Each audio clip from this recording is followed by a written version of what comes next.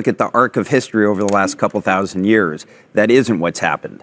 Gold has emerged as the global store of value, and it's held that position, literally for a couple thousand years.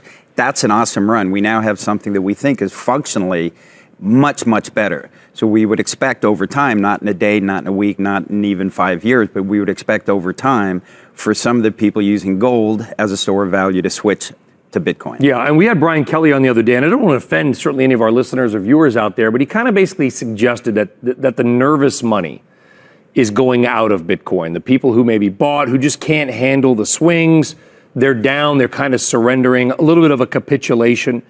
A, do you agree with that the nervous money is kind of coming out? And B, if so, is that a healthy thing longer term?